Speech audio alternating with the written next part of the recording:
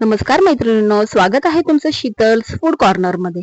आज आपण बनवणार आहोत उपवासाचे पनीर आणि चीज घालून केलेले बॉल्स। अगदी चविष्ट लागतात, बनवायलाही झटपट होतात आणि लहान मुलंही अगदी आवडीने खातात।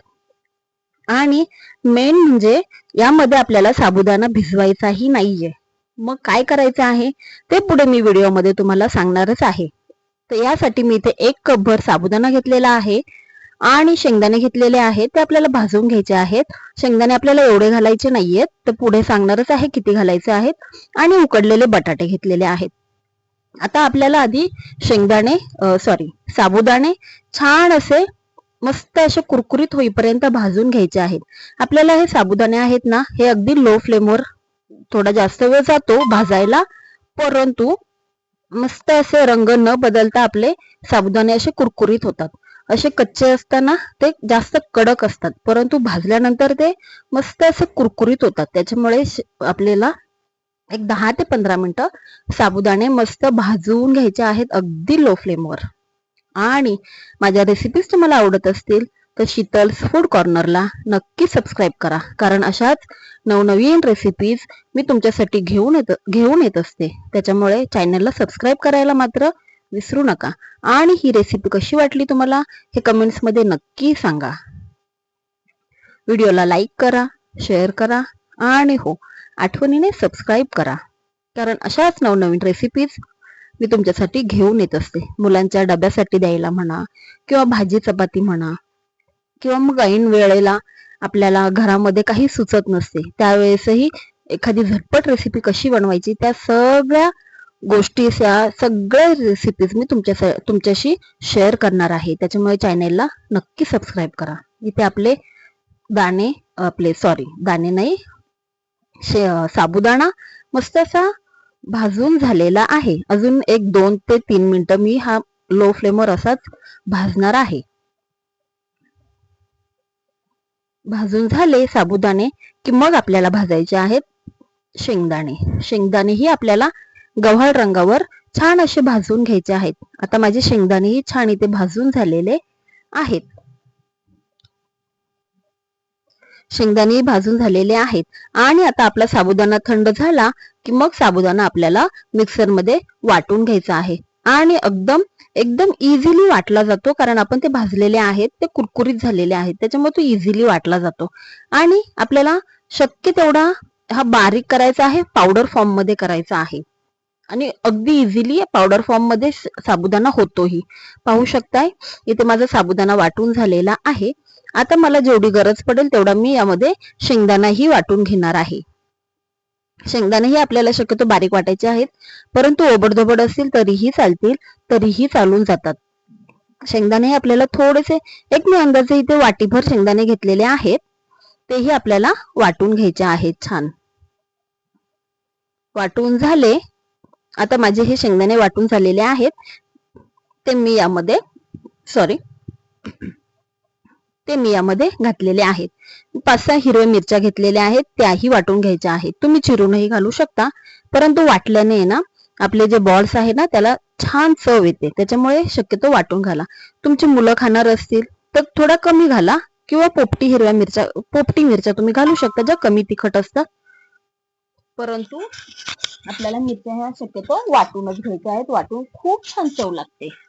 आता मी वाटलेली हिरवी मिरची यामध्ये घालून घेणार आहे।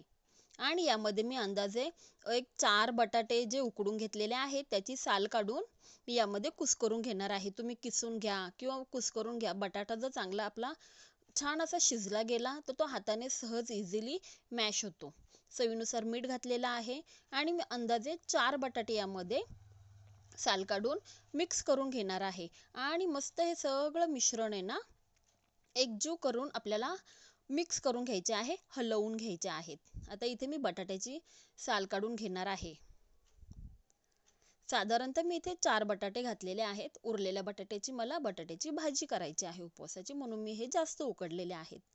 अंदाजे 4 बटाटे मी यामध्ये आता घालून घेणार आहे। चला तर मग मी बटाटे आता सोलून घेते। बटाटे आपले सोलून झालेले आहेत। आता 4ही बटाटे मी यामध्ये कुस्करून घालणार आहे।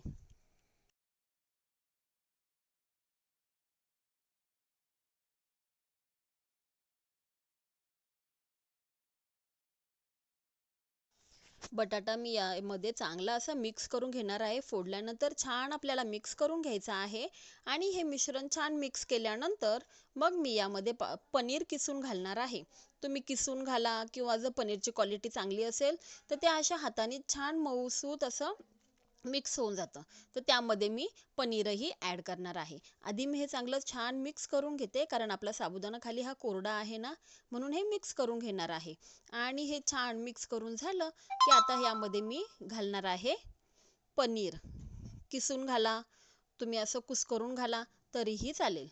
चीजचे क्यूब करून घेतलेले आहेत छोटे छोटे आणि मी पनीर मस्त असं किसून घालणार आहे. तुम्हाला जेवढं आवडतं किंवा तुम्ही अंदाजे घेऊन हे पनीर किसून घालू शकता. इथे मी किसून घालायला घेतलं, परंतु माझं हे पनीरची क्वालिटी खूप छान आहे, त्याच्यामुळे मी हे आता कुस्करूनच घेणार आहे. मला अंदाज आला की ते कुस्करलं तरी छान मिक्स होणार आहे, त्याच्यामुळे मी हे छान असं कुस्करूनच घेणार आहे. पनीरही छान मिक्स करून घ्यायचे आहेत आणि मग आपल्याला त्याचे बॉल्स बनवायचे आहेत. पनीरही आपलं छान मिक्स झालं की मग आपल्याला याचे बॉल्स बनवायला घ्यायचे आहे.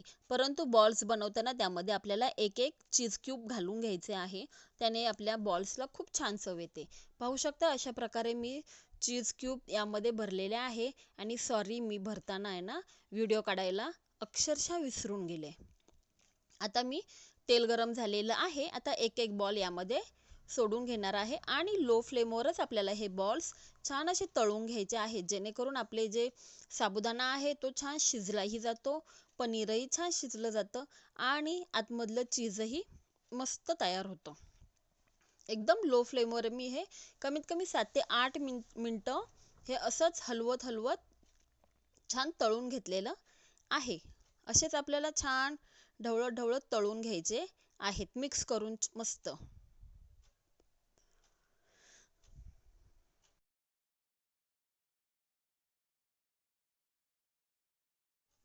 पाहू शकताय आपले उपवासाचे बॉल्स असे मस्त गोल्डन रंग येईपर्यंत मी तळलेले आहेत. अंदाजे 7-8 मिनटं लागलेली आहेत. अशा प्रकारे तयार आहेत आपले उपवासाचे पनीर चिझी बॉल्स. रेसिपी कशी वाटली हे कमेंट्समध्ये मला नक्की सांगा. नक्की चॅनलला लाईक करा, शेअर करा आणि हो, सबस्क्राईब करायला मात्र विसरू नका. अशाच नवनवीन रेसिपीसाठी शीतल्स फूड कॉर्नरला नक्की सबस्क्राईब करा.